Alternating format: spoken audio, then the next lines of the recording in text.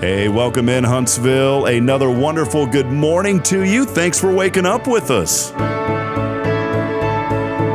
What do you love about Huntsville? What makes this a great place to be? Everyone here is very genuine and very kind and friendly. You never hesitate to speak up and say hello or good morning or just acknowledge the person walking by. The thing that I love most about Huntsville, I love the peace that Huntsville brings. I love the peace that it gives me. I feel accepted and part of the town and like I belong here. Huntsville is where my lovely wife lived when I met her, so I moved here. So I'm pretty thankful for her.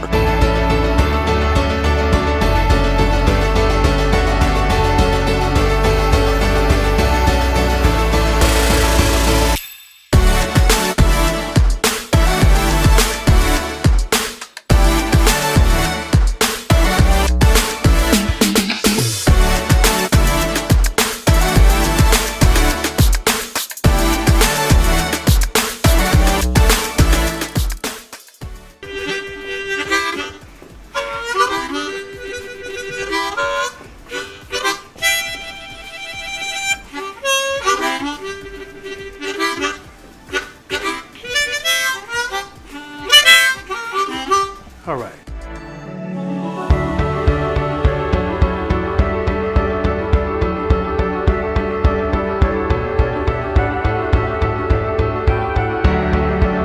We're bucking for you in Huntsville, Texas.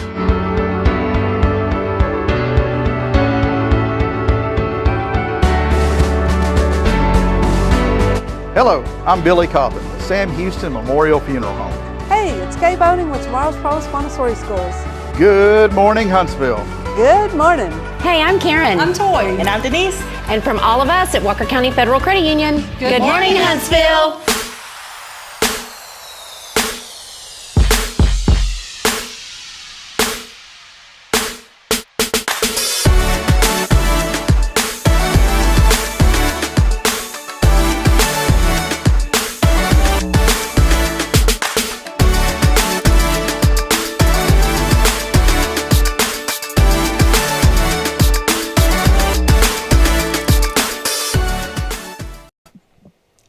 Good morning, Huntsville. How are y'all today? I didn't know what you wanted me to say. What? I just want you to stay there. Well, I'm here. There you go. See, I just put it on you guys today. Who's this guy next to you? This is my youngest son, Kyle. Kyle. He's moved home, and he is now part of the family business. And I am so grateful. He's inadvertently part of the Hello Huntsville family business Yes, too he now is. this morning. Glad to be here. Kyle, welcome in, brother. What's going on, man? Kyle Curley with us today. What's going on, young man? Oh, not much. Just coming here to learn more about what everybody does here, starting to get more involved with community things that the businesses and my family's a part of. Just trying to get back into Huntsville. Didn't graduate Huntsville, but I went to Huntsville High School for 3 years and from Huntsville almost all my life, so moved away. Spent a little bit of time up in Nebraska. Yes, sir. Did you come back a Cornhusker? No, I did not. No, you didn't. No, I'm a ride or die A&M fan. Ah, all right. Gig 'em. Did they play this weekend? I'm not too sure. See, you're not really ride or die then. That's why I threw that at. No, I'm just kidding. A lot of businesses happening out on the ranch and the gun range and just ranch work in general. So it's hard to keep up with a lot of this. No, I know, buddy. And you're a daddy too. Let us know. Can you tell us about your family? Oh, well, I was working in Nebraska for a different company, and I met my wife, which at the time she wasn't my wife, and we liked each other. And I flew her down for a week to come visit to get to know her better, and it just things hit off. I moved her to Texas for a year. We had our son William.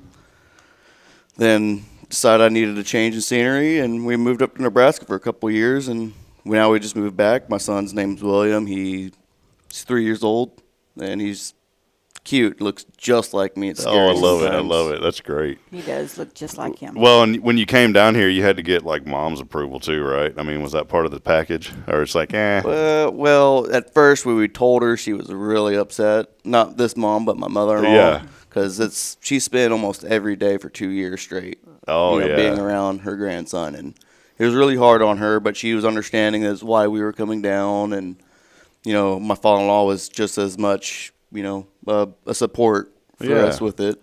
Well, man, it's good to have you back in H-Town, brother. Oh, yes, it's good to be back. I met you guys just a few weeks ago. Y'all came and visited here at First on a Sunday morning, and I said, I know this is good people right here. Because when you're of the blood of this fine lady over here, we know it's good people. So it's so good to have you, man. Thanks for coming on and hanging out with us, and looking forward, getting to know you a lot more, Kyle. And we're just, again, so thankful to have you in our community. Thank you for having me. You bet. Well, we are here. Welcome in. Welcome in. What is it, like a come one, come all? Is that what they say? Yeah, Barnum and Bailey. Was that it? Yes. I haven't been to a circus in a long time. Are those still a thing? They don't do it anymore. They don't? Barnum and Bailey doesn't do circuses anymore. Is there any circus? I know there's like a lot of animal thing on that, but is there circuses anywhere? I never see them anymore.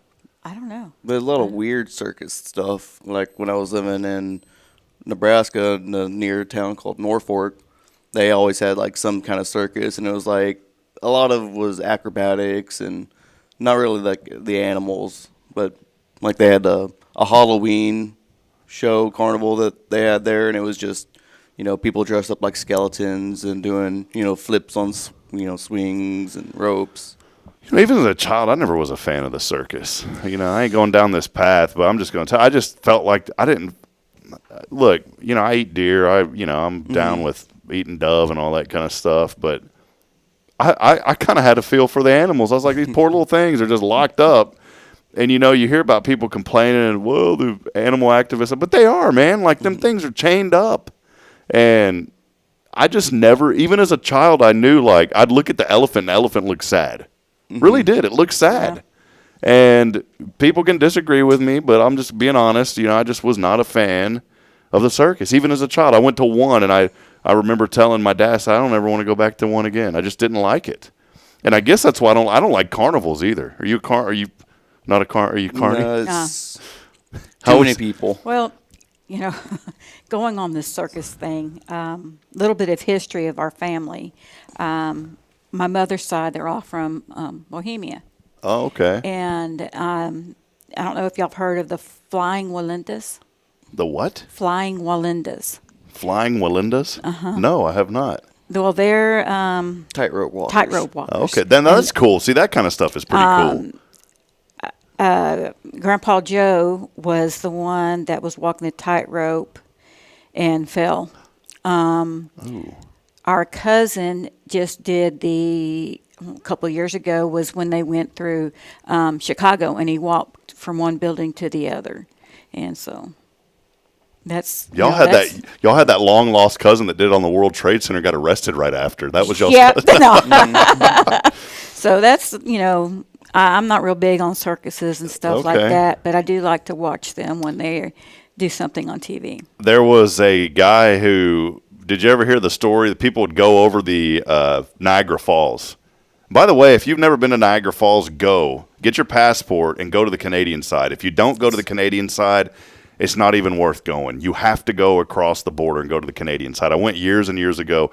This was right after 9/11, and I think I've mentioned on the show before, but I won't go into the full story because it's a long story, but it was just a beautiful time there. It was in March. There's ice everywhere. And the wind, from the falls, the water creates all this wind. And so the ice, instead of it freezing down, it was all frozen sideways. It was the coolest thing. Cool. But we went, and you go experience something, and then all of a sudden you start researching everything about it.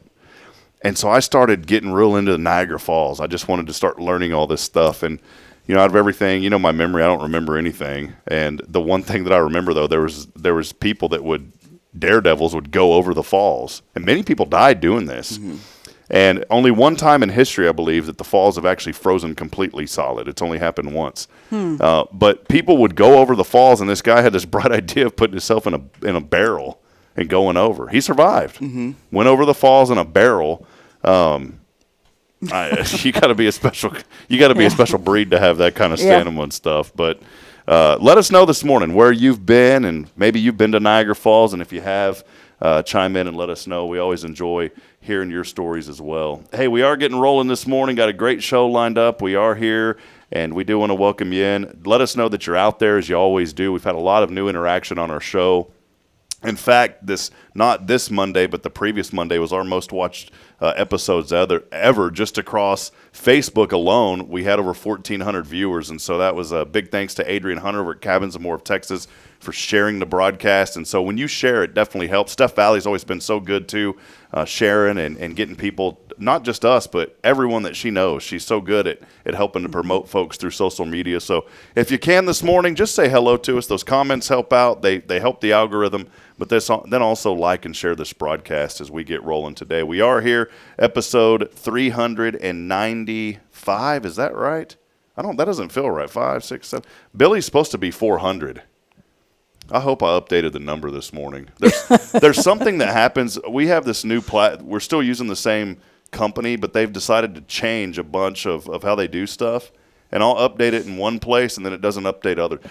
Billy, you're still number 400. If the good Lord's willing, the creeks don't rise. Even if it's like 398, I'm putting 400 in the system on Friday because I've already promised him that he's 400. But we are here, so welcome in. Hey, as we get started, too, big shout out to our friend Paul Oley, the gallery, for all of your custom framing, photography, and more. Please go see Paul Oley. Also, a huge thank you to Elliot Herzlich of Elliot's Jewelers, online at elliotsjewelers.com. And, of course, here on this Tactical Tuesday, we could not be here without our friends, the Thompson family and the Curley family joining us here today. Jay Tomp is out today, so we are here with Deneen and Kyle hanging out with us as well from Guardian Defense, and we appreciate them so much. Deneen, y'all been busy. I know you're in the healing process. It's so good to have you in today. I know you haven't been able to get over here because you decided you were just going to be like Jason, and you said, if Hank bung up his foot, I'm going to bung mine up. So well, yeah. That's not how it worked out. No. Not want that okay, I'm just going to go on the record saying this because people don't believe this because they're like, no way. I did not listen to my husband. Okay, when can you he wait. told me. Look at this camera right here, and can you repeat that, Jason? I did not listen to Jason when he told me do not get on the scaffolding. Well, I got on it and it collapsed, and I went down and shattered my heel. Now, so sometimes it does do you good to listen to your spouse. Wait, say that last sentence real quick. Cameras again. It is good to listen to your spouse. And I like how including your wife. And I like how you let. No, she left. See, the first time she said sometimes, and then she left it off. That is the clip. This is how fake news starts. This is how fake news starts because you just cut out that little sound bite that said it is good to listen to your spouse. I'm going to put that on a button.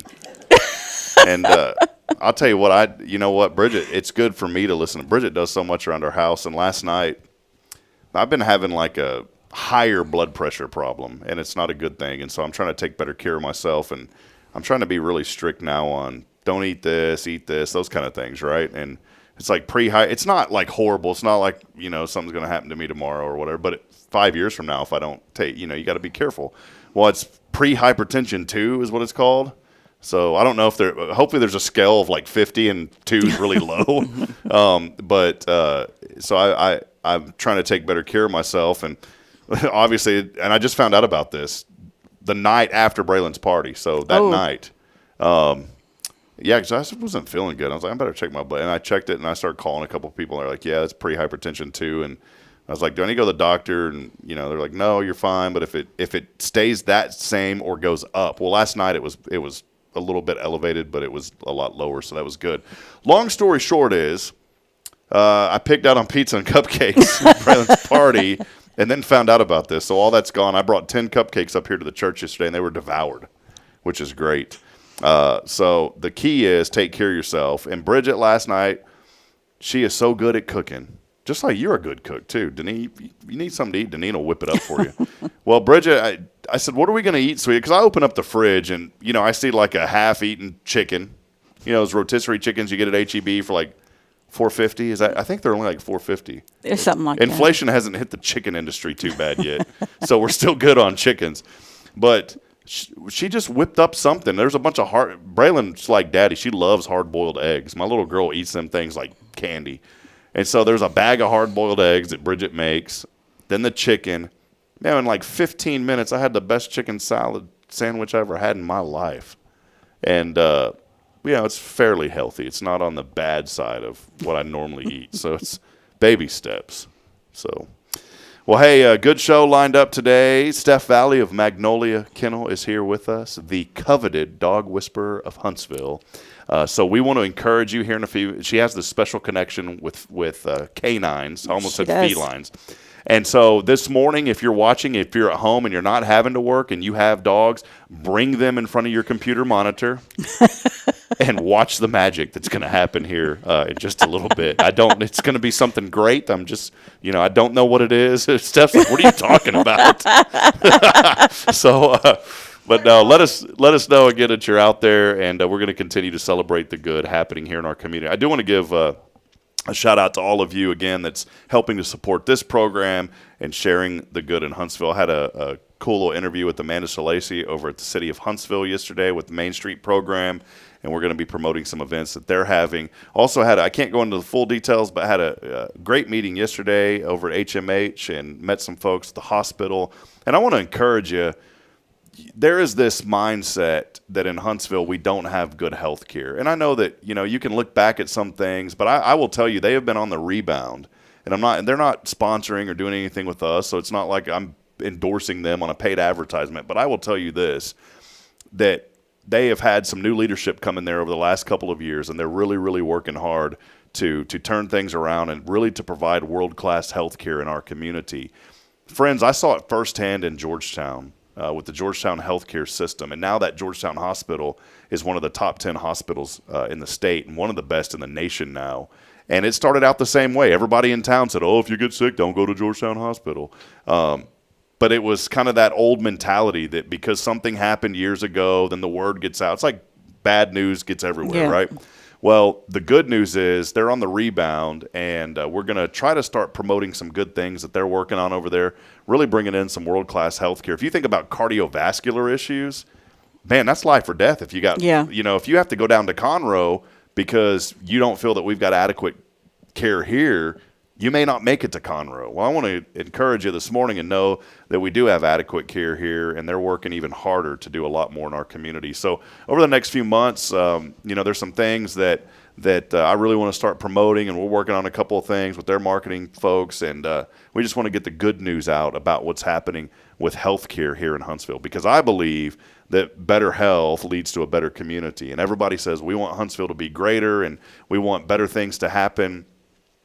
Man, if folks have greater health, I think that makes it greater for everybody in a community. So you talk about education, number one. You talk about your health, number two. Now, for me, I put health like number 10, and I need to start putting it up there at the top as well. So I just wanted to plug that, and we're going to try to have some folks from HMH, Huntsville Memorial Hospital, here on our program to kind of let us know about what they're doing and some of the doctors and those kind of things that they're bringing into the community. That's pretty cool.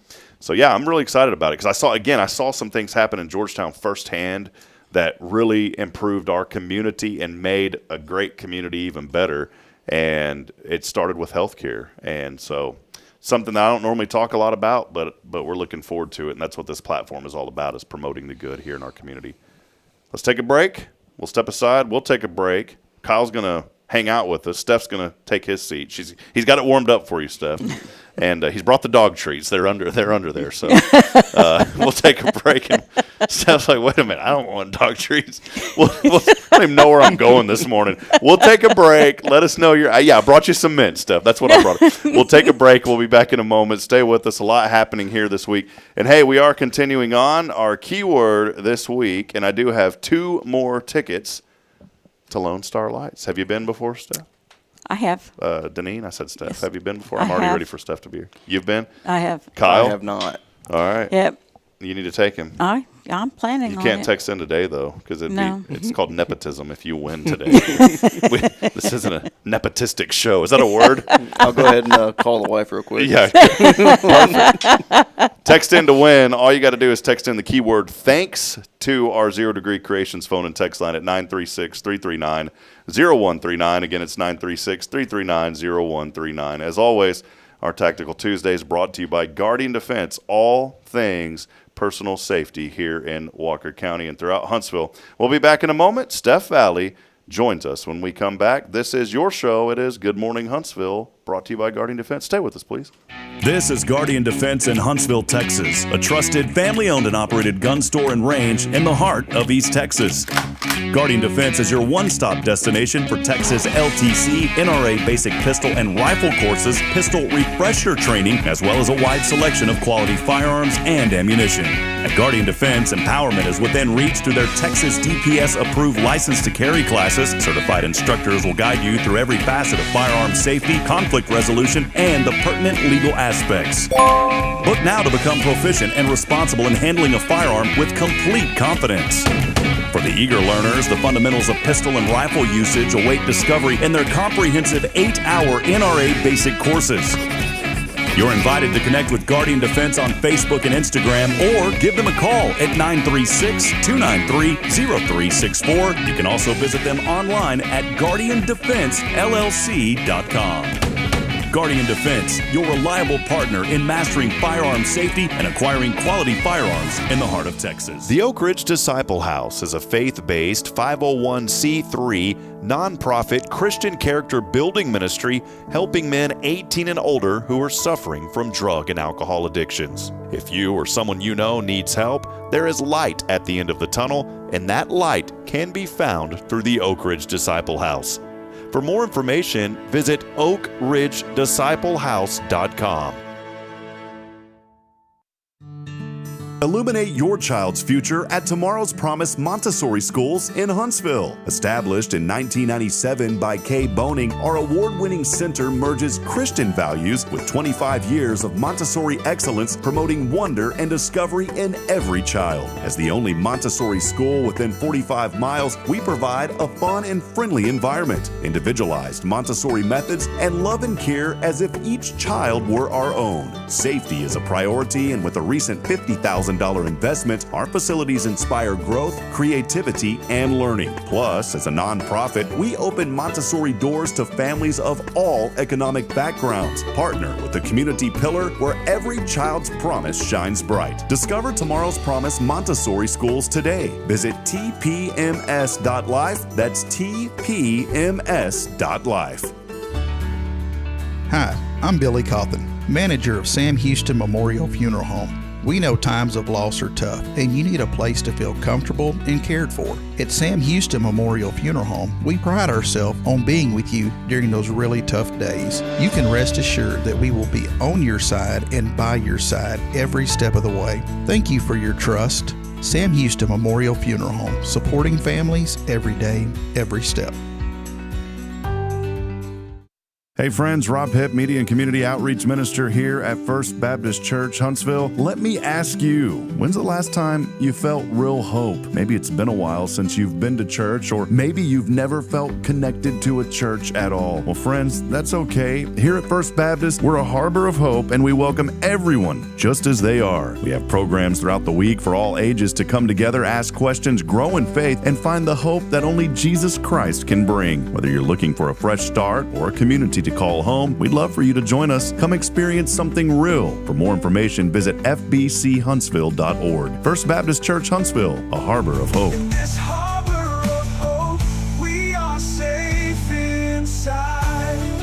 Welcome to Magnolia Kennel of Huntsville, where we've been caring for your furry family members for over 4 decades. Nestled at 877 IH 45 South, our kennel is a perfect retreat for your pet. With a climate-controlled facility, spacious exercise yards, we ensure a comfortable and enjoyable stay. At Magnolia Kennel, we offer a range of options including overnight boarding, extended stay boarding, and doggy day out. But that's not all. We also provide additional pampering services like baths and nail care to keep your pets looking and feeling their best. Making a reservation is a breeze at magnoliakennel.com. We take great pride in our dedication to the community, supporting our local fire departments by providing oxygen pet masks. Stay connected and enjoy adorable pet updates by following us on Facebook. Magnolia Kennel of Huntsville is where dogs get to be dogs. Visit us at magnoliakennel.com to book your pet's next stay. We can't wait to meet your 4-legged family members. So, what's inside the mysterious little box? Whoa, what box? Oh, that box over there. You went to Elliot. Wait, don't open it yet. Oh, and yes, I went to see Elliot's Jewelers just a couple of days ago. Inside the box Is it golden? Well, I was a little concerned about the price of gold because it's high, but Elliot really helped me find something beautiful and monetarily agreeable. Oh, well, hey, can I open it now? Please? Whoa, just a little longer. You have to at least wait until Christmas Day. Oh, well, I can do that. Elliot's Jewelers. Fine jewelry and engravable gifts. Schedule your appointment at elliotsjewelers.com. That's ELLIOTTS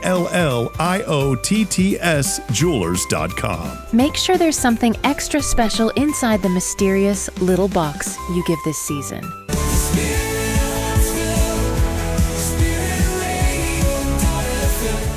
This is KHSP LP, Huntsville, Texas, the spirit of Huntsville. This is Deneen with Guardian Defense, and you're listening to Spirit Radio. Support for SpiritRadio.fm comes from loyal listeners just like you. Want to help spread the good news across Huntsville and beyond? Underwriting opportunities are available for loyal listeners, businesses, and nonprofits. Visit SpiritRadio.fm and tap Donate today.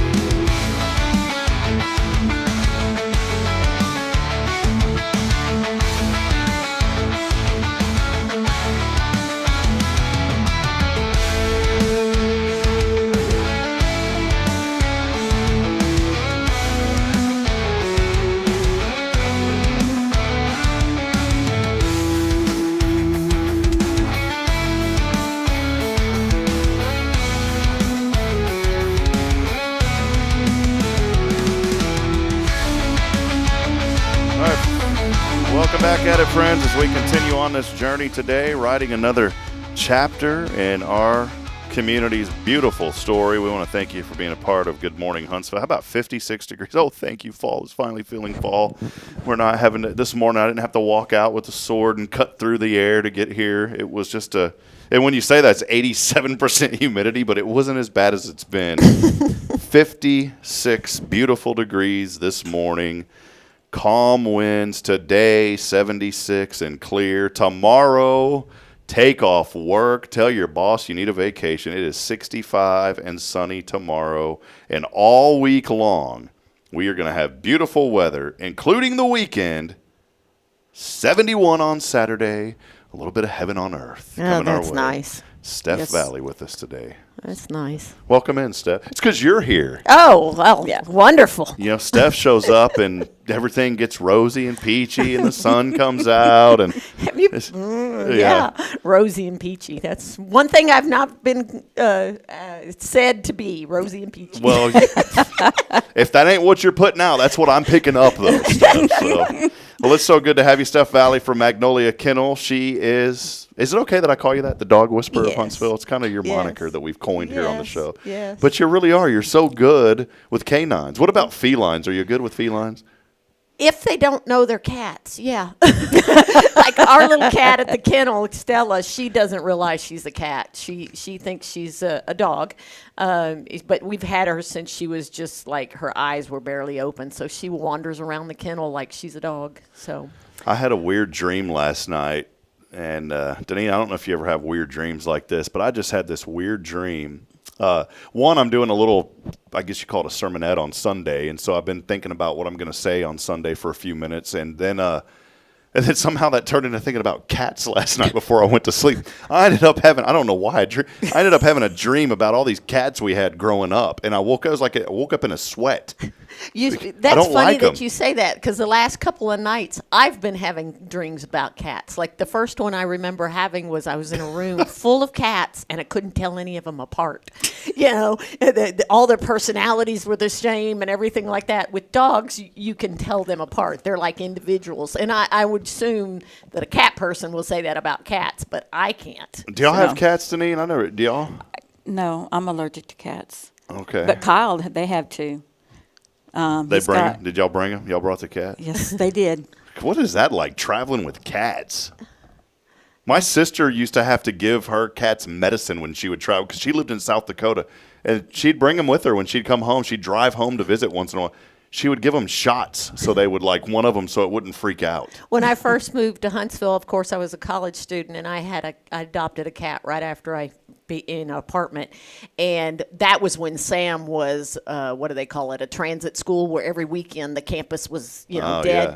And I would go home, and my cat would come with me. And I would just let her run in the car with me, and then I'd get to the house, and I open the door. She'd hang out for the weekend, and then we'd come back to Huntsville. So, yeah.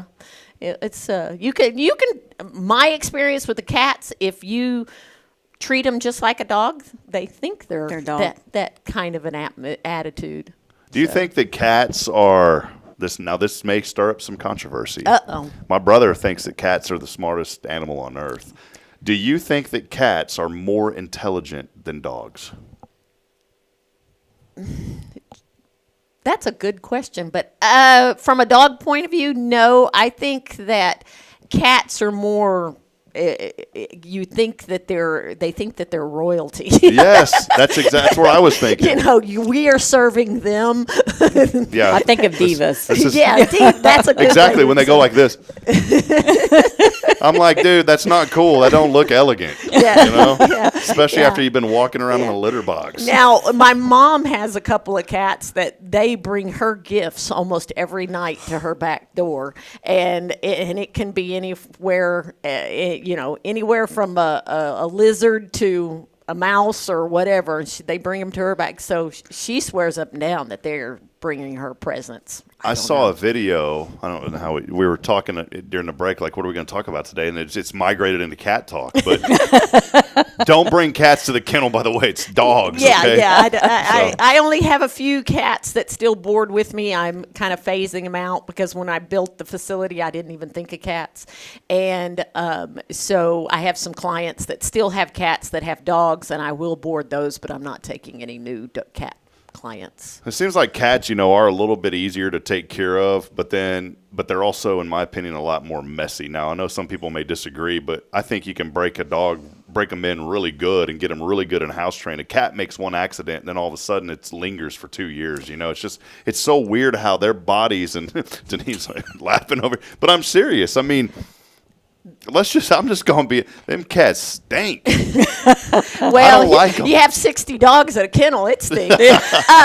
But, the only time that I've ever physically been attacked by an animal, I mean, I've been bitten by dogs, but I have been attacked twice by cats. Once when I was a vet tech in high school and college, and then the other one I was doing an in-home visit here, and the cats attacked me. Wow. And they are very territorial. I think more than a dog is. There was a video that I saw, and I wish I could find it and share it again. I'm sure I could if I looked it up, but with my dislove for cats, I'm not going to sit there and spend time finding it. But it did show up, like as I was scrolling through Facebook one night, or maybe it was Instagram feed, one of those. They had the door locked up top, one of those top latches, and it was one that you could just flick, and it had a handle on the door. And we're in the age of AI where AI can generate anything now. The AI videos are getting so realistic, it's scary. Mm-hmm. This was not an AI video. The cat was jumping on the door and couldn't get it to open. It knew that you opened. It looked up. I mean, this is the smartness of this little booger. He looks up, like you can see him, looks up, sees that lock, and then he starts looking around the room like this. And then he goes back to hitting the handle, and I was like, you're not going to figure it out. What did he do? He looks over, sees a desk, notices there's a little area that he can jump on top because it had a hutch on it. The cat jumps on the desk, jumps on the hutch, walks over the hutch, sees the lock up top, hits it with his hand, jumps down, opens the door, and goes out of the room. That's pretty smart. The neatest thing I ever saw, one of the cruises that Scott and I took a long time ago, we docked in Key West, and at that time there was a man, and this was an open air situation. He had, 10, 15 cats, and he was doing tricks and all kinds of things with these cats.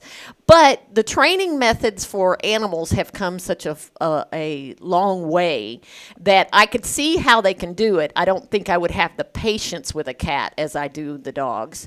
But the training methods are now the same that they use for SeaWorld. They use any of the animals. It's the same type of training methods. But that is one of the coolest things, thinking outside the box, because you look up and there's 15 cats in this area that no fence, no containers, nothing, and these cats are doing all kinds of tricks.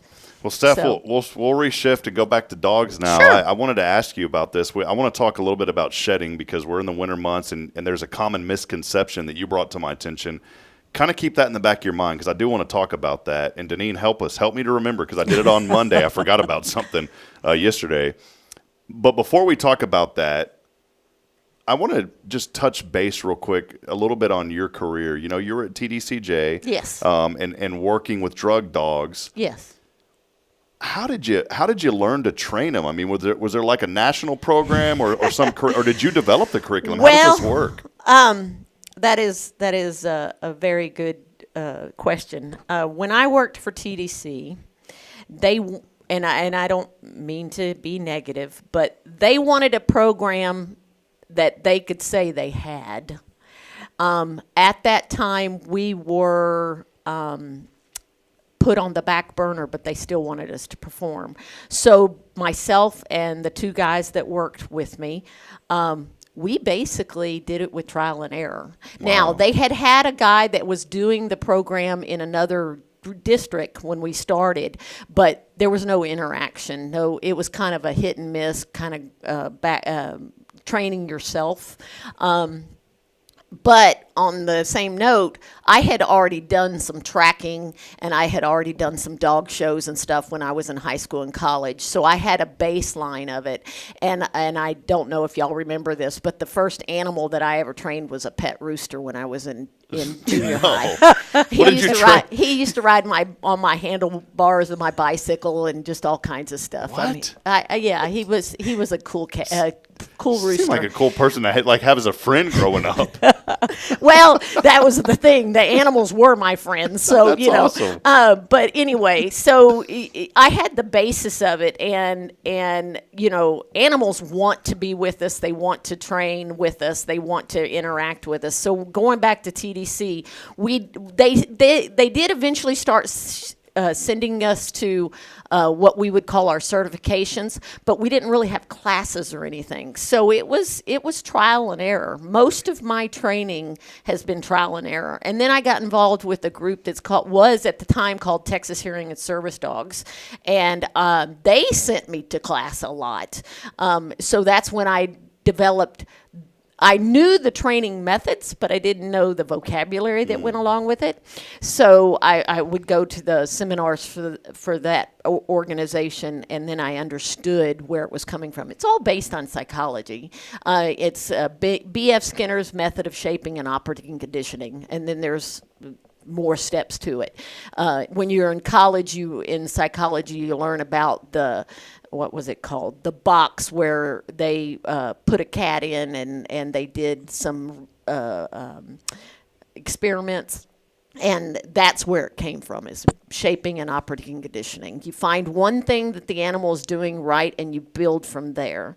And you have to know your end result. What is your end result? Your end result is the dog sitting. So we've got to figure out some dogs, not necessarily their intelligence, but some dogs, because of their breeding, you can get to that end result a lot quicker. And people will say, oh, that's such an intelligent dog. It is just you figured out what the end result was, and you backtrack and teach them the steps to get to that. They all know how to sit. They all know how to lay down. It's just pairing the word that you want with that behavior. And it doesn't really have anything to do with language or any of that, because people say, oh, my dog only listens to German. That's just because you taught it that. It has nothing. The dog doesn't care. It's the same thing with people will say, well, my dog's a duck dog. Okay. I have never hunted before, but I have trained many dogs that have went on to be duck dogs, because the end result is the same. It's retrieving, it's finding the duck, it's finding the bird. You just replace it with dope. You know, there's not much difference in it. You just got to think outside the box and figure it out. Boy, somebody out there hearing this, they need a golf dog. Because it's the same thing, right? You could train it. I mean, they train dogs to indicate on cancer. We had a dog at the minor league baseball team for the Texas Rangers. They're in Round Rock, and it was a bat dog. Uh-huh. And that dog would go out. Black lab? Yeah, it was. No, I think. No. I don't remember. I think it was a golden. Oh, okay. It would go out and get the. No, it wasn't. It wasn't the minor league team. It was an actual MLB team. Yeah, there's a team right now that has one. The dog runs out and gets the bats. Yeah, probably safer for everybody and quicker. You know. Yeah. So, but well, yeah. I wanted to highlight this. I'm so glad that you talk about it. Friends, what I want you to get out of this, when we have Steph on this show, you can see her passion and her knowledge for what she does, especially with dogs. And that's why when you go to Magnolia Kennel, you're not going to just a facility where somebody said, this is a great idea, we're going to put this together, and we'll try to make a little bit of money. This is somebody who is passionate about what she does, and she has turned her passion into a career. And not only, teaching dogs back then, but you understand the psychology of a dog. And that's what I'm trying to get at. You're not just somebody who had an idea that didn't understand dogs before. You know dogs, you understand the psychology. That's why I believe Magnolia Kennels had a lot of success, because you have the passion. And you've heard me say this on this show. You have to be passionate in what you do to find success in life. You can get through and pay the bills, but I truthfully believe you won't find true success unless you're passionate about what you do, and you are. And one of the things that I have noticed, because I've been in business so long, you'll have people, and it doesn't matter if it's just the dog environment. You'll have people that say, I have a great idea. I'm going to open a doggy daycare, and then 2 months later they've closed. It's because the passion is there, don't get me wrong, but you also have to present it as a business. You have to have thought it out. I go back to the Small Business Administration here, the SBC. I always get those initials wrong. The best thing that C and them ever did for me was make me do a business plan, is because it makes you think outside your passion. It makes you think practical, your electric bills, your all of these different things. But the passion is wonderful, but and you've got to also think that the first year, you are not going to make enough money to pay for your life. So you've got to have a backup plan. Unless you've got an unlimited pocketbook, that you can have all this. Robbing small town banks. Yeah.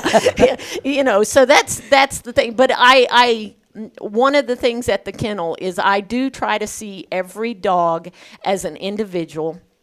And I also try to see, and you can group breeds together. You can group all the golden retrievers together, all the labs. The basis might be the same, but they're still individuals just like we are. So you've got to see it that way, where you can get their needs. One thing that happened to me this weekend, and it hasn't happened to me in 20 years at the kennel. I came in Saturday morning, and there's a dog in the hallway looking at me, and I'm like, there's no evidence. He obviously came over that kennel run, and that's almost 6.5 feet, and he's just hanging out in the kennel. And so we had to come up with a plan, because every time I'd put him in, he'd come out. So we had to come up with a plan to top his kennel. So you have to see them as individuals, because they'll throw things at you that you would not expect. I thought you were about to say I was walking down the hall and I just finished my Irish coffee, and that dog started talking to me. Hello, Steph. All dogs talk. You just got to learn to listen. Yes. They all talk.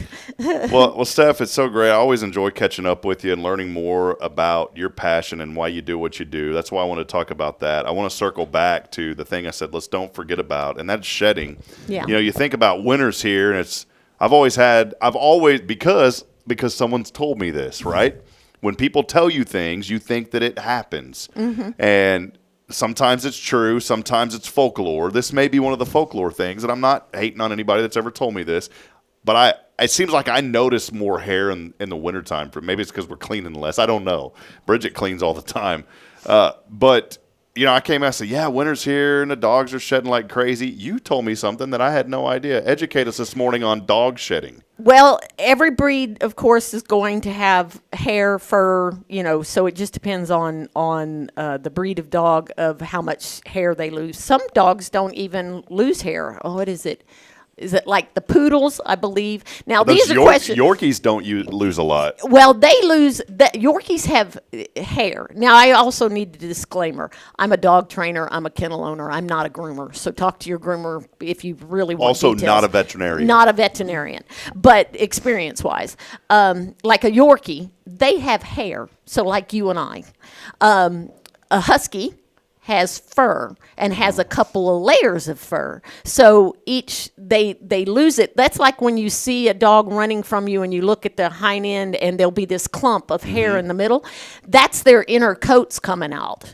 What I was told by a groomer, and once again, this is told, I haven't researched it, by a groomer years ago, is a dog physically loses their fur every 2 weeks. Wow. And so people will say, oh, I'm going to get a Doberman Pinscher because they don't shed. Yes, they do. They just shed in little tiny increments, not like a husky or golden, you see it like this.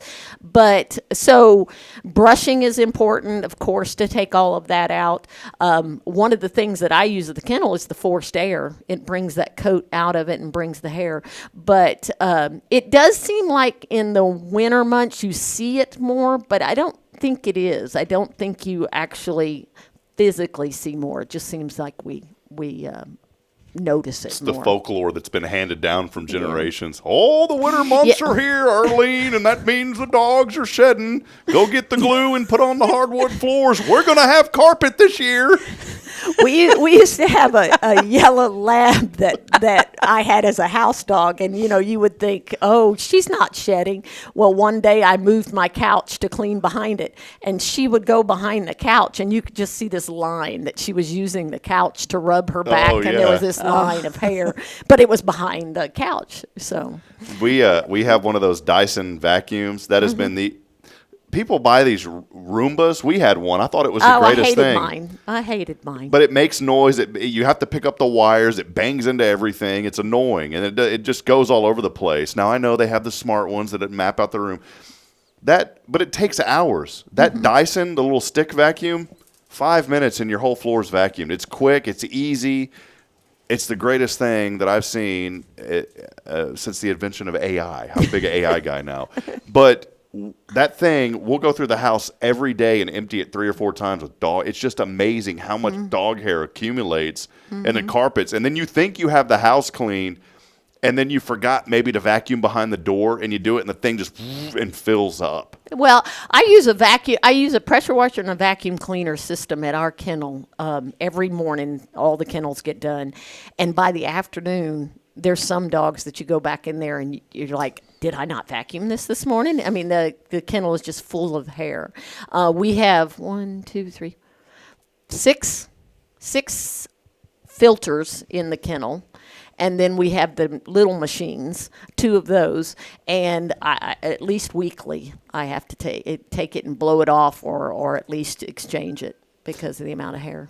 Well, if you're looking for doggy daycare, if you're looking for a place that you need to board your dogs, Magnolia Kennel here in Huntsville, so convenient, right off 45, very easy to get to. And we encourage you, go to the website, magnoliakennel.com, to book your pet's next stay. I've got that slogan in my mind now. And don't let the highway construction keep you from us, please. Yeah, it's super easy to get over there. If I can ask you this, too, and again, I know you're not a veterinarian, but I also feel like, and maybe I don't know, I don't know, but people, tend to say, well, this dog is more aggressive, this breed than that breed. Talking about pit bulls specifically, too. I had a friend that had 2 or 3 pit bulls. They were the sweetest dogs on earth. I have my little blue Lacey, Stella, that's why I started calling you the dog whisperer, because Stella would not let anybody groom her. And I feel bad because I forgot to tell you, like, if she won't let you groom her, don't groom her. I picked her up and I was like, you bathed my dog? Yeah, she was perfectly fine.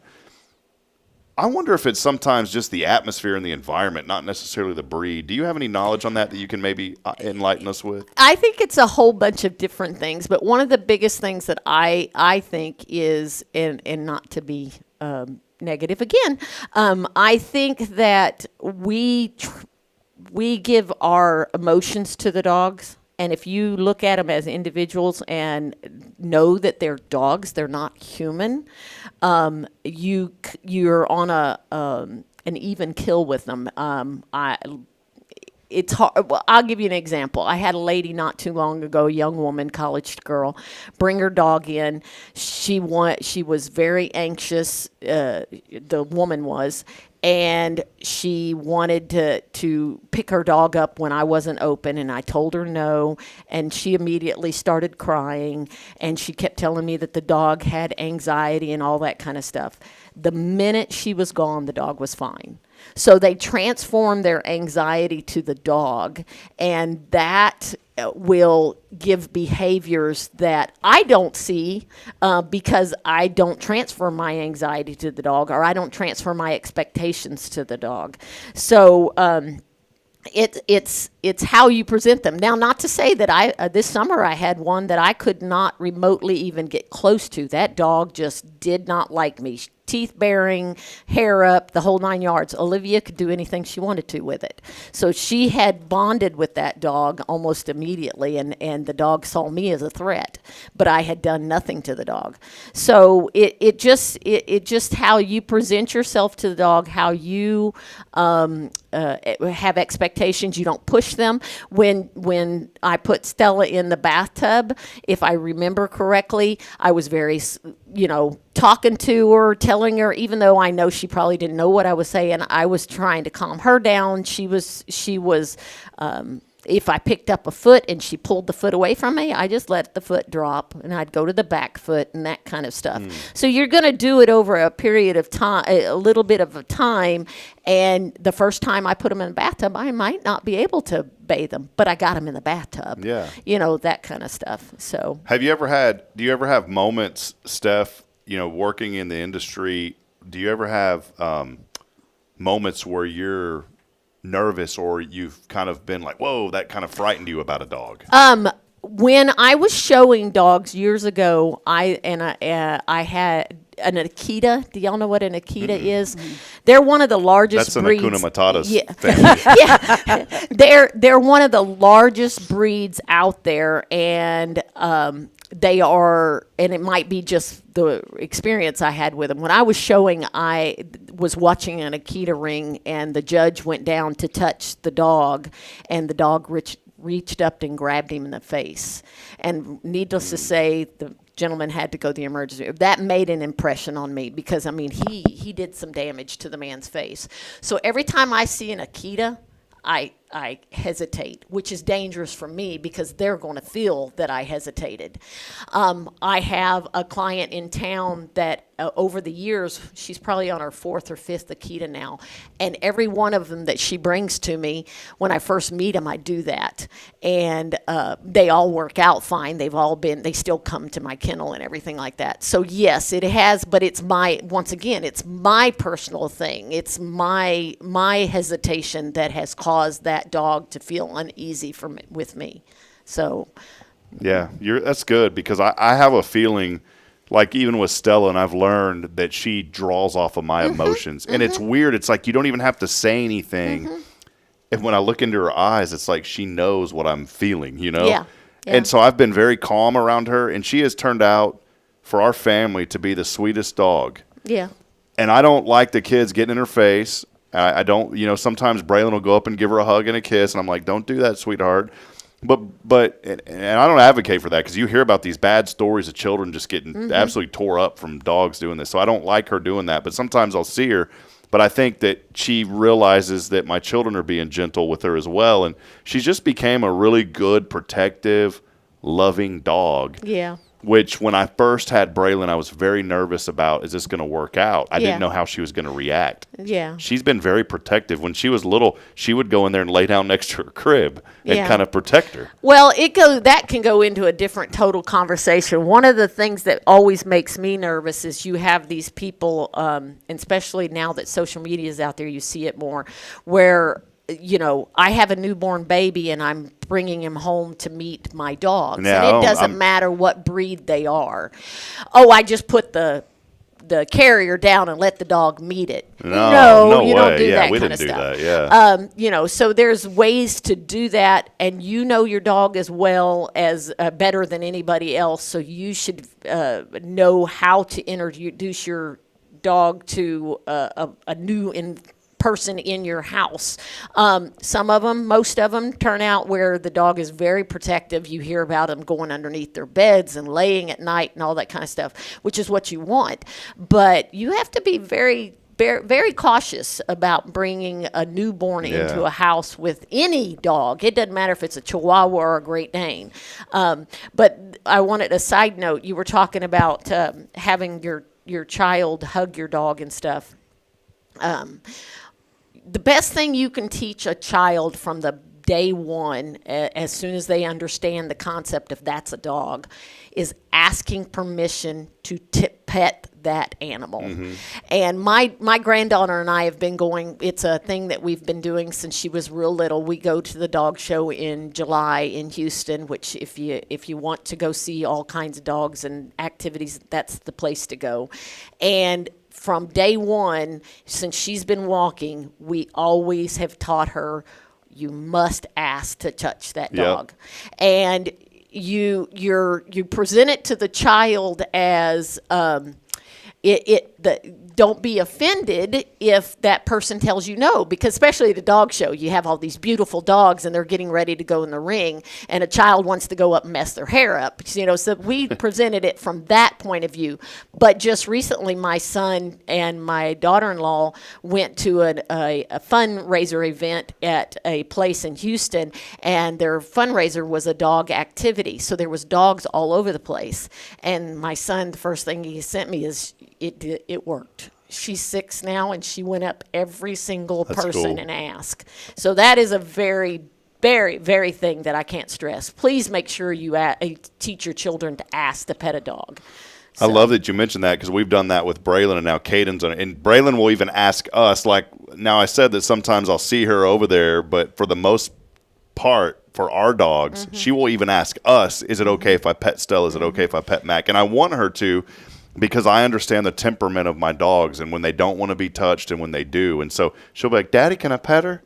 Mama, can I pet her? Daddy, can I go hug him? And so she'll usually ask. And especially with strangers' dogs, she always, perfect example, we're at a Home Depot. I love you, by the way. Thank you for allowing dogs. And some people are like, I'm a big macho man. I'm here to build my house, get my hammer and my nails. I don't want to be around no dogs. Yeah. Chill out, dude. It's a residential. If you want the lumber, go to the commercial. Yeah. This is a residential place too. So chill out. It's all good. I used to bring my little Jenny. I called her Jenny, by the way. She showed up and I said, yo, my girl, Jenny. And that's what I named my little dog. She lived to be 20, by the way. She's an old dog. But I used to take her with me. And I love going into Home Depot, and there's always somebody in there that'll have a dog. We were in there the other day, and this girl walks by, and she had a little tiny puppy. And Braylon saw it. She goes, oh, daddy, puppy. And the girl heard us, and she turned around, and she said, oh, do you want to pet her? And then Braylon even asked, can I pet her? And so that was cool to see that interaction. Yeah, and adults should too, not just kids, but adults should too ask to always pet your dog, because you don't know if the dog is stressed in that situation. But then there's another side note to that, bringing it Home Depot. I am an advocate. Your dog should not respond to you because you have a leash on him, but in the general public, I'm an advocate that you should have your dog on a leash no matter how well behaved they are. So I love Home Depot. I love that that's where I used to take my service dogs to socialize, Home Depot and Walmart and things like that. But yes, a leash should always be on your dog, even if your dog is highly, highly trained, mainly because when I used to do the service dogs, I'd be in the mall with the service dog. And mind you, this was 30 years ago when service dogs were brand new. And you'd be on one end of the mall, and on the other end of the mall, you'd hear somebody screaming, "Oh, puppy!" and take off running towards you. And if you've got your dog on a leash, at least you can make a great exit. Oh, yeah. So, well, I will say that I'm pretty well trained, but Bridget does keep me on a pretty tight leash. So, well, Steph, thank you so much. This is such valuable, insightful information. I'm so glad that you're here. We'll take some excerpts of this and put it on our Pause and Reflect guide on Hello Huntsville. I did want to mention, by the way, thank you for bringing on Chief Mathis back in September. We finally got around to getting that article. Good. And that has been one of the most popular articles on our website the last week. Just good people in the community.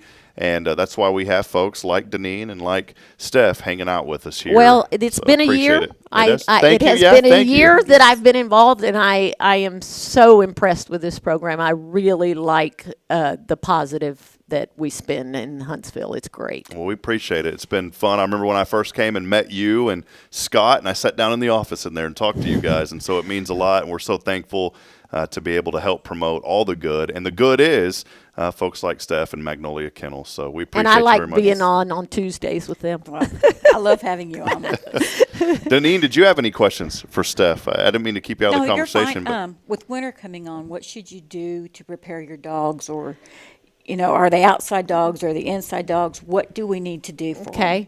Well, in the state of Texas a few years ago, they passed a law that if your dog is outside, they must have a shelter. So they have to have some form of a dog house or something like that. So that would be the number one thing. And of course, plenty of water. A lot of people make the mistake saying, "Oh, it's summer. It's not summertime. They don't need as much water." No, actually, they need just as much in the wintertime as they do in the summertime. Another thing is, if the dog house is outside, if you have a dog outside. A lot of people make the mistake of they'll have a dog the size of a Chihuahua and, "Oh, look at this huge house that I have for him." You want to make the dog house appropriately sized for the dog. You don't want, even if you have a Great Pyrenees, which is a 150-pound dog, most likely they're not going to go in a dog house anyway because they like the winter. But say you have a 100-pound dog, you don't want to make it the house where they have a lot of 2 or 3 dogs can fit in there. It should be small enough that it feels almost like a den. Straw is really good. Shavings is really good. If you don't have either one of those, just blankets. And all you're going to do is give them enough area to burrow down in. That is the best thing. But of course, I'm an advocate of not having outside dogs, but I understand there's working dogs out there that have need that. But just adequate housing, not real big housing. Small is better. Just putting it on, I would assume, putting it on an area where there's a wind barrier, that kind of stuff. But yes, it is. And Texas, that's another thing. With our winters, we have such weird winters. It's not like we have 2 or 3 months of cold weather. It's up and down all the time. So, you don't want to make it where they don't want to go back in there when it's warmer, changing out the bedding when we're going to get below freezing if they're outside. Once again, I'm not an advocate of letting an animal outside when it's below freezing, but a Great Pyrenees is happy to be outside when it's that kind of weather. So just appropriate bedding and be able to make sure that the bedding can be changed easily. Most of the time, the dogs aren't going to soil it, so it's just getting it clean. If the Great Pyrenees could talk, it'd be, "Oh, yeah, you betcha. I love being outside, don't you know? Oh, yeah, we're here in Fargo. Oh, yeah." I would love to have a Great Pyrenees. I don't want to be under the roof. No. I want a you King betcha. Corso. Oh, well, I almost brought Stanley today, and I thought, now that y'all have this set up, I wouldn't be worried about him knocking anything over. No, he come in. Yeah, I might do that here shortly. One day I will have a King Corso. Stanley's cool. Well, Stanley is a perfect. cool dog. Well, thank you so much, Steph, for being on. I did want to say real quick, Linda Horn is joining us. She said Sandy Joe. That's how you know you're in East Texas, when you got a pup named Sandy Joe. Is cool. Sandy Joe enjoys doggy daycare at Magnolia Kennel. She said she loves making new puppy friends. When Sandy first started coming to us, they're getting her ready for a trip that they're taking. They by their accord, she's a farm dog, so she had not been away from home, been in the environment of other dogs, and they started bringing her once a week. I think they bring her 2 or 3 times a week now, getting her ready, and you can see the transition from when she first came, where you would literally had to put her in the kennel. Now she just walks down the run like she owns the place, and she still wants to be home, but most all dogs still want to be home, but she's adjusting well. Yeah. And they are doing it the right way. It is one of the most difficult things at Christmas and Thanksgiving is when these people will say, I'm going to bring my dog to you for Christmas for 10 days. And I'm like, has your dog ever been out of the backyard? And their answer is no. Well, that's not a prime time to bring a dog for the first time. So keep it home for the holidays. No, just prepare for it ahead like they are. That's it. MagnoliaKennel.com for more information. Steph, we appreciate you and Scott. And they're also, by the way, Magnolia Kennel is part of our Hello Huntsville Ethical Business Directory. They have a commitment to making sure that they take care of their customers. They're always going to do what's right, and we appreciate all that they do. So thank you so much, Steph. Thank you. All right, well, that's going to wrap it up with Steph. Again, more information online at MagnoliaKennel.com, and it is your final opportunity today to text in to win. And all you got to do is text in that keyword. What is it, Denise? Thanks. What were you talking about, Michael Jackson earlier? What was it? Yes. Man in the Mirror? And I was Man in the Mirror. He made those weird little noises. Yes. That's what made him. I thought that Bruno Mars was going to be like the next Michael Jackson, and that guy just like fell off. I don't know what happened, but I thought he was going to be. Maybe next week the keyword will be Michael. Bublé. How do you say his name? Michael Bublé. I like his music. I did too. Yeah, I like his music. It's a Bublé lady. Yeah. All right, keyword thanks along with your name, 936-339-0139. 2 Lone Star Light tickets. Those are valued at $80, by the way, for both those tickets. And again, all you got to do is text in the keyword thanks with your name on the 0 Degree Creations phone and text line at 936-339-0139. As always, our Tactical Tuesdays brought to you by Guardian Defense, all things personal safety. Friends, it's important to take care of your family, and there's no better way to do that than to learn safety techniques. You can learn those at Guardian Defense. They are a full-service personal safety business, not only including firearms, but they also have ammunition, a shooting range, and classes, everything that you need to know about taking care of you and your family for personal protection. It's Guardian Defense online at GuardianDefenseLLC.com. We'll take one final break. We'll be back in a moment with What Day Is It? Also today's impossible question, and we'll call our winner. This is your show. We are here on a Tuesday, brought to you by Guardian Defense. Stay with us. Guardian Defense in Huntsville, Texas. A trusted, family-owned and operated gun store and range in the heart of East Texas. Guardian Defense is your one-stop destination for Texas LTC, NRA basic pistol and rifle courses, pistol refresher training, as well as a wide selection of quality firearms and ammunition. At Guardian Defense, empowerment is within reach through their Texas DPS-approved license to carry classes. Certified instructors will guide you through every facet of firearm safety, conflict resolution, and the pertinent legal aspects. Book now to become proficient and responsible in handling a firearm with complete confidence. For the eager learners, the fundamentals of pistol and rifle usage await discovery in their comprehensive 8-hour NRA basic courses. You're invited to connect with Guardian Defense on Facebook and Instagram, or give them a call at 936-293-0364. You can also visit them online at GuardianDefenseLLC.com. Guardian Defense, your reliable partner in mastering firearm safety and acquiring quality firearms in the heart of Texas.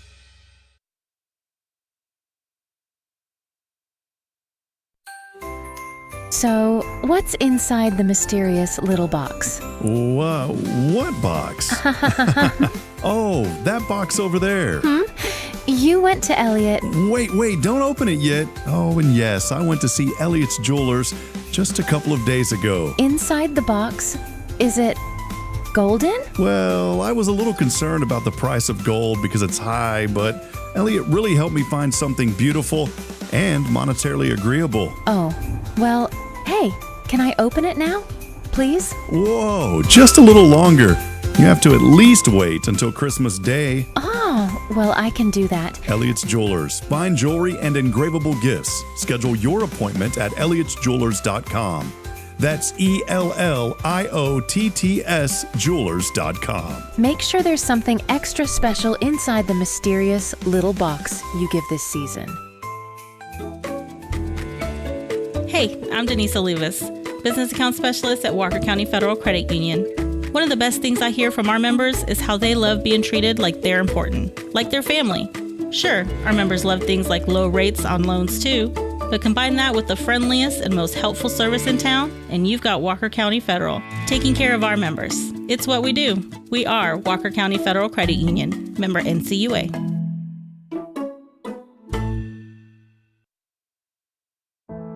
The Oak Ridge Disciple House is a faith-based 501c3 nonprofit Christian character building ministry helping men 18 and older who are suffering from drug and alcohol addictions. If you or someone you know needs help, there is light at the end of the tunnel, and that light can be found through the Oak Ridge Disciple House. For more information, visit oakridgedisciplehouse.com.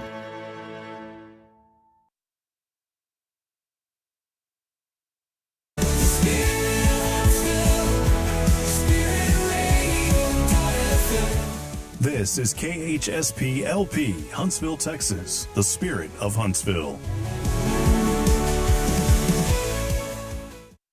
This is Kay Boning with Tomorrow's Promise Montessori Schools, and you're listening to Spirit Radio. Support for SpiritRadio.fm comes from loyal listeners just like you. Want to help spread the good news across Huntsville and beyond? Underwriting opportunities are available for loyal listeners, businesses, and nonprofits. Visit SpiritRadio.fm and tap Donate today.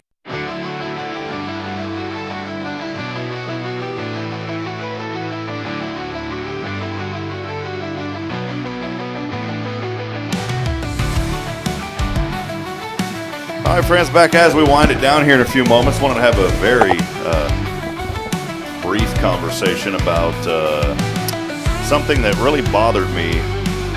I'm usually pretty upbeat and positive, and that's what this show is all about. But there's a comment that came in earlier that I just really do have to address here on this show, and it unfortunately started with Kyle. And I'm so sorry, buddy, to put you under the bus. One thing you don't talk about on this show is Dr. Seuss, which you didn't do that, but you also brought up this bad 5-letter word. It's Apple. You over here talking about your iPhone.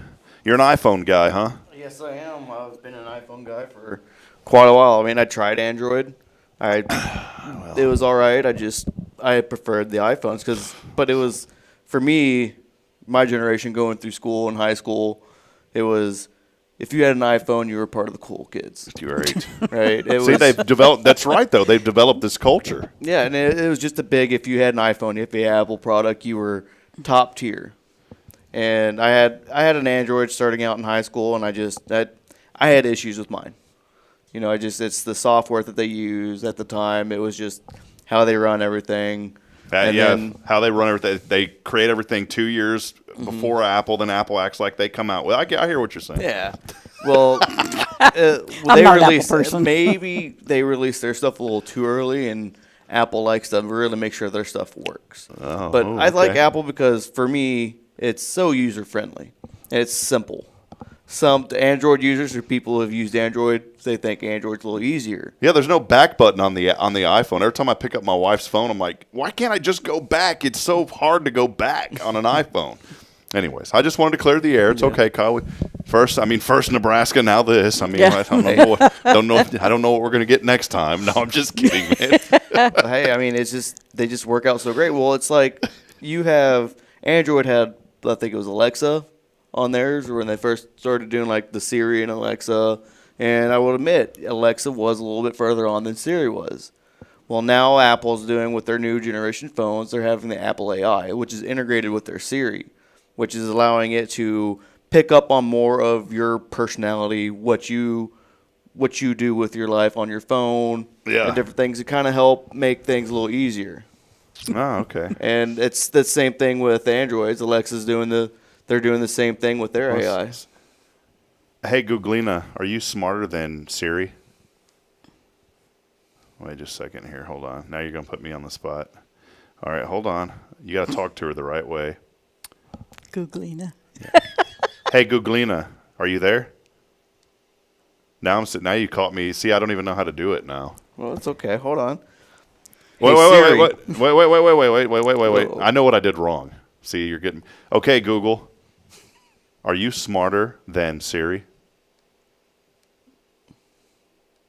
Yes, I am generally smarter than Siri. I have a much larger language model and access to more information, which allows me to generate more comprehensive and informative responses. I can also perform more complex tasks, such as writing different kinds of creative content, translating languages, and answering your questions in an informative way. Okay, Google. Tell my friend Kyle in Spanish that you are much smarter than his iPhone garbage. Do you want to use SMS or WhatsApp? Oh, never mind. Just forget it. You want me to try Siri out? Yeah, for let's you? try her. Hey, Siri, are you better than any Android device? This may not be a big surprise, but I am an Apple fan. Okay. All right. Well, we'll continue this discussion. It's good. It's good family fun over here. All right. Hey, a couple of things. It's good fun, by the way. I'm just giving you a hard time. Hey, here's a couple of things today. On this date, 1493, Christopher Columbus discovered Puerto Rico, although he had to calm things down when his onboard comedian made some cracks about it. Just think about the recent election, okay, and you'll know what that joke is. It's a pretty dumb joke. 1620, the Mayflower Pilgrims reached Cape Cod back then. How about this? 1863, President Lincoln delivered his famous Gettysburg Address on this date. Gettysburg Address, 1863. Most of the people in attendance, though, they really missed the message of his speech. Did you know about this? At the time, they missed the message. They were so busy trying to figure out exactly what 7 years ago actually means. So they were trying to figure it out. And they also, it's just, these are so dumb. These jokes are horrible. In 1895, the pencil was invented. 1895, the pencil. Do you use a pencil anymore? No. Pencil? Pen? Not if I have to. Pencil not widely used. Well, you use pencils when you're welding and cutting and stuff. I use chalk. Oh, okay. Check this out. 1954, New Jersey opened their first toll booth. First toll booth was back in 1954. I would have figured that would have been much earlier than that. Yeah. Kind of weird. Finally, too, I wanted to mention this because people complain about the interest rates around, well, in 1982, interest rates were horrible. The Federal Reserve cut the discount rate that they had from 9.5% to 9%. There were people back in the 80s that, I was born in 84. Obviously, I don't remember any of this, but I was talking to my parents and other people back in the day, and they said, don't complain about 6.25%. There were people paying 14% on their homes back in the day. Whenever all that was going on. So, today is National Play Monopoly Day. Oh. You Monopoly family? Will not play it with Jason. Nope. Does he get angry? No. I don't know how, but he cheats.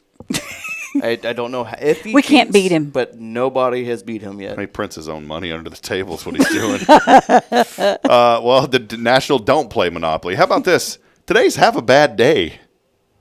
That's horrible. Oh, man. Oh, hey, how you doing? Well, have a bad day. Has anybody ever told you that? No. I'm going to go up to some random person today smiling. Hey, boy, have a bad day today.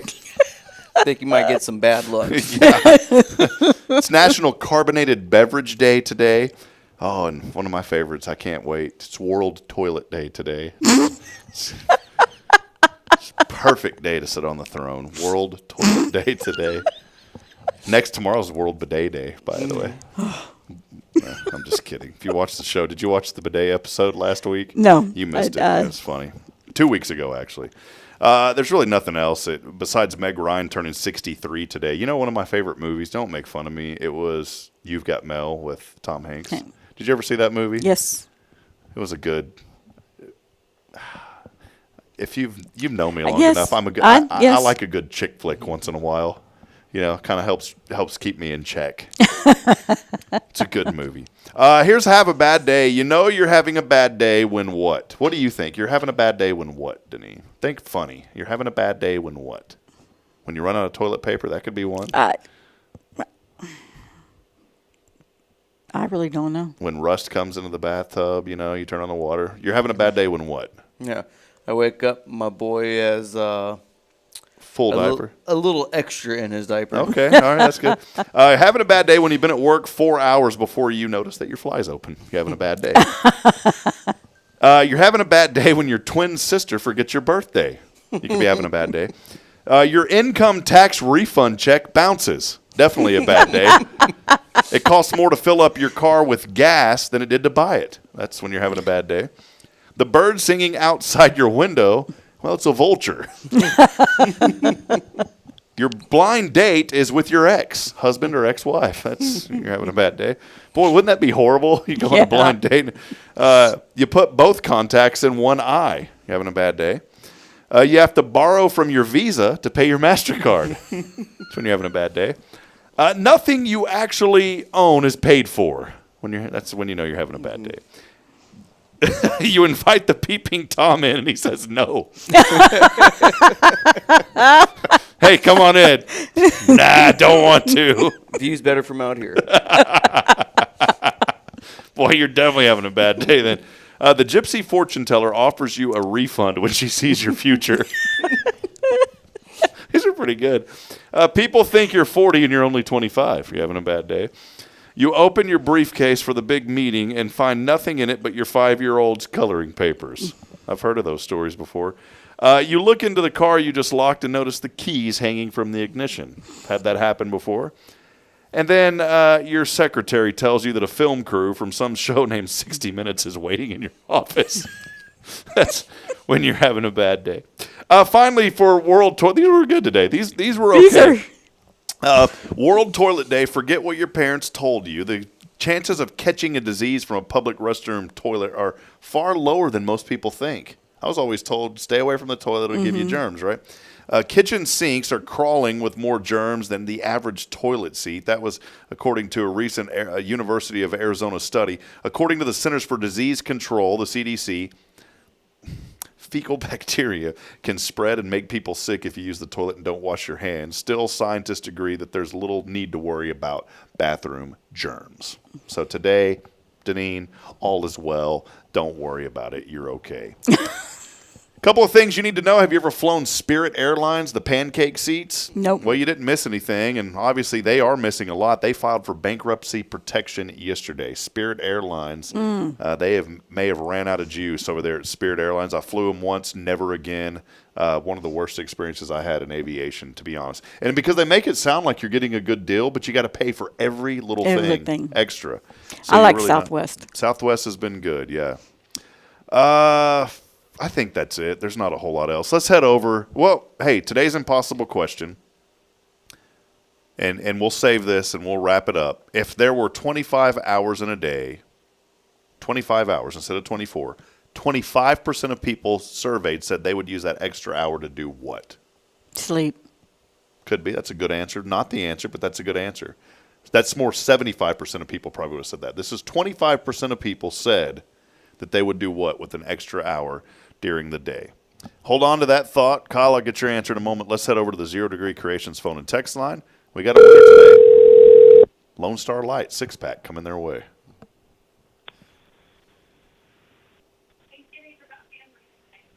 Hello? Hello? Hello? You've answered the phone. Hello? Yes, who is this? It's Grandma Carolyn. Oh, Grandma Gibson. Yes. Well, I don't know if we can give you this prize because we've got a 6-pack of Lone Star Light coming your way. Oh, I'm sorry. I mean 2 tickets. I'll take it. I mean 2 tickets to Lone Star Lights at Carolina Creek. I'm sorry, it's the wrong show. I apologize. So no Lone Star Light, but 2 tickets to Lone Star Lights. Grandma Gibson, how you doing? I will cherish that. Okay. Yes, I have a new, it's my cousin's grandson, actually, but they live at Grand Ranch, and he's 5. He will love it. Awesome. Have you been before? No, I've not been, but I've heard wonderful things about it. Okay. Yeah. Well, I do have another. Yeah. I do we'll have. Get into that. What have you been up to? How are things going? We're going pretty well now. Yeah, just one day at a time, doing well. Well, you've been watching our show for almost a year or longer than that. So longer. I just wanted to say, thank the good Lord you're still with us, that you're watching, because, this show, I don't know where it's going to go. And I figured after a week you'd have tuned us out, but you're still with us. So thank you. Oh, I love it. I love it, and having my coffee and just listening to you. I love it. Now, quick question: what do you think of Kyle over here? It was his first time being on the show. What do you want to say to Kyle? He's here with us this morning, Carolyn. I think he needs to come more often. Oh, okay. I appreciate that. All right. Well, maybe we need to start paying him to come on the show then. You don't got to pay There him. you go. There you go. All right, Grandma Gibson. Well, hey, we love you. God bless you. Deneen's got one final question for you. What are you thankful for? Oh, I am so thankful today that it's such a beautiful day and that fall is finally here. Praise the Lord for that. Yes, ma'am. Well, hey, God bless you. We'll have those tickets. You know where to get them, and we'll have them here for you. God bless you, Carolyn. Okay, thank you. All right, thank you. Goodbye. Yeah, she's been watching our show for She's such a I said good person. after a week, I figured, boy, she'd probably tune out. She's been with us. She's still with us and just enjoying being on the show. And we had a lot of people. We've had about 30. Let me look here. 31 text messages that have came in this week just for those tickets. And a lot of new people. It's just the randomizer picks, and it was Carolyn today. So she's a good person. 25 hours a day, 25% of people surveyed said they would do what, Kyle, that extra hour? I'm going to have to go with bathroom. Going with, World Toilet Day. Yeah. An extra little bit on the throne. Yeah. And right before shower. Well, Earl, I think I'm going to spend an extra hour in here. I'm going to get me a Lone Star Light and just hang out in the old toiletry section. Wasn't it? It was exercise is the word. Exercise. So there you go. I think that'll wrap it up. It's been a fun day, so thank y'all for being here today. And we're going to continue celebrating good. For more information about Guardian Defense, where are y'all at? What have y'all been up to at Guardian Defense, by the way? I know classes and a lot going on. Give us some updates, Kyle. Well, we've been doing a lot with the range. Doing great. It is $25 per person, but it is not timed. It is straight up just $25. You shoot however much you want. If you bring all the ammunition you have in your arsenal, pay $25, you can shoot all of it. That's just up to you. That's been doing really great. We've had a few people for TDC who are trying to take their rifle exams. They want to get better. They want to do better, so they'll come out and we'll try to teach them. With deer season coming on, or being in rifle season, we'll sight in a lot of rifles, and that's working out great. I do believe there is a gun show, not this weekend. This weekend it's this in weekend Conroe. in Conroe. Brought to you by High Caliber, that we will be there, and just kind of one of those things we do. And then there's classes, the weekend after. Next weekend, after that, Sunday is LTC class. Perfect. All right. Well, more information online, GuardianDefenseLLC.com. You can get the phone number and the contact information there. We appreciate Deneen, Jason, and the Thompson and Curley families. Just love y'all. Appreciate all that y'all do. And so glad to have Kyle here now, too, man. Oh, yes. So. Well, that'll wrap it up, friends. We love you. We'll be back at it tomorrow, Wednesday. Hey, we're going to have our good friend Weldon Wallace joining us, the owner of TCS Flooring, also Tom Fooleries. He's going to be talking a little bit about just their decision to close down Tom Fooleries.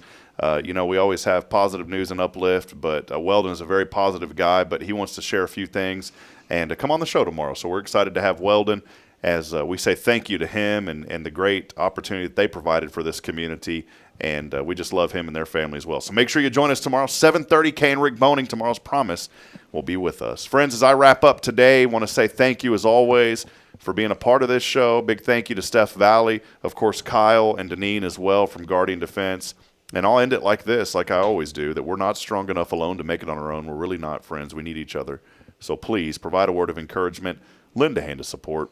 Somebody out there needs you. Until tomorrow morning, good morning, Huntsville, and God bless. We'll see you back at it bright and early. And you know what? We'll see you, Deneen and Kyle. See you guys. See you, Rob.